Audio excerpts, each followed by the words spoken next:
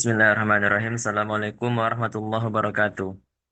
Alhamdulillahirrabbilalamin. Wassalatu wassalamu ala asrafil anbiya wal mursalin wa ala alihi wa sahbihi rasulillahi ajma'in amma ba'du. Syukur Alhamdulillah kita panjatkan kepada Allah Subhanahu wa Ta'ala yang telah memberikan kita kesempatan juga kenikmatan sehingga kita bisa menjalani aktivitas kita seperti biasanya. Sebelumnya perkenalkan saya Ahmad Mudai Rifki dengan NIM 250333051, mahasiswa dari mata kuliah pengantar coding. Di sini saya tidak sendiri, saya bersama rekan-rekan saya. Saya Elsa Putri Wahyuni dengan NIM 250333066. Saya Anjali Putri dengan NIM 2503067. Di sini kelompok kami akan membahas mengenai aplikasi pengolahan data, data bilangan acak 150 kata menggunakan bahasa C. Baiklah, tanpa memperpanjang kata sambutan, langsung saja kita ke pemateri pertama. Kepada Anjali Putri, dipersilahkan. Baik, terima kasih kepada moderator. Untuk materi pertama ini kami akan membahas tentang sorting data dan project group. Nah, di mana latar belakang dari materi kami ini yaitu mengolah data sangat penting untuk mendapatkan informasi yang akurat. Nah, dengan bantuan program, data yang diolah dengan cepat seperti penyortiran data, perhitungan statistik, dan analisis data. Data yang perlu diolah agar menjadi informasi dan pengolahan data bisa dilakukan dengan cara program dan program membantu analisis lebih cepat dan mudah. Nah, adapun tujuan dari materi kami tersebut yaitu membuat aplikasi pengolahan data, membuat bahasa pemrograman C, dan menganalisis data secara otomatis, serta memahami konsep sorting dan statik.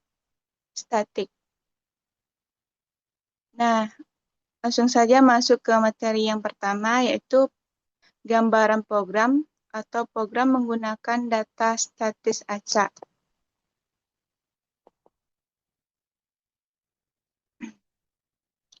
Untuk data acak minimal 150, program kami dirancang untuk mengolah data set yang cukup besar, yaitu minimal 150 entry data, baik berupa angka maupun kata.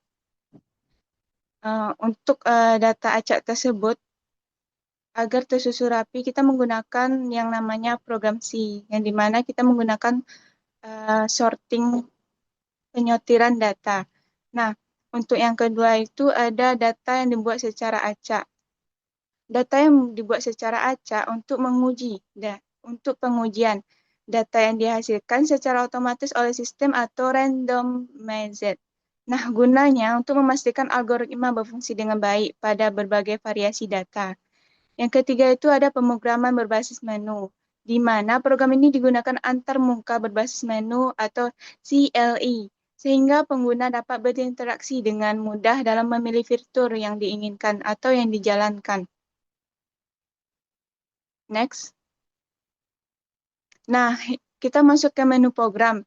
Yang pertama itu tampilkan data, di mana fitur ini berfungsi untuk menampilkan seluruh kumpulan data acak yang telah dihasilkan ke layar pengguna. Yang kedua itu kita urutkan kecil ke yang besar, di mana ini merupakan pengurutan atau sorting. Program ini dilengkapi dengan kemampuan untuk mengurutkan data secara ascending atau dikenal dengan kecil ke yang besar maupun descending besar ke yang kecil. Nah, untuk memudahkan analisis data. Yang keempat itu ada analisis statistik. Nah, analisis statistik ini di sini program melakukan perhitungan matematika dasar seperti mencari nilai rata-rata atau mean, nilai menu atau median, atau rentang data.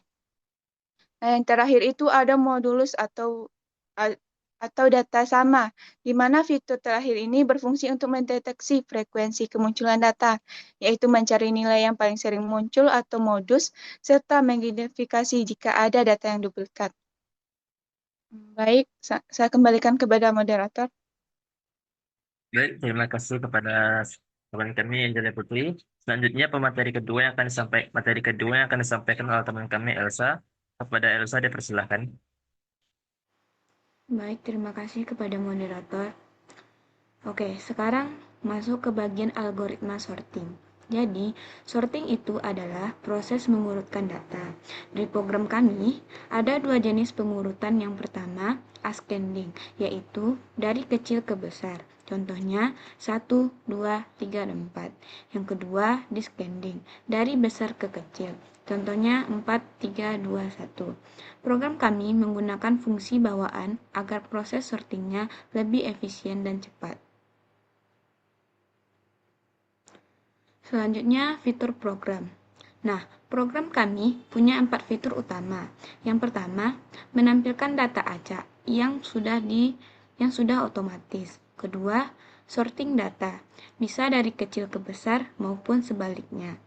Ketiga, menampilkan hasil analisis statistik seperti nilai tertinggi, terendah, rata-rata, median, dan modus. Dan keempat, menampilkan data yang sama atau duplikat dalam kumpulan data tersebut.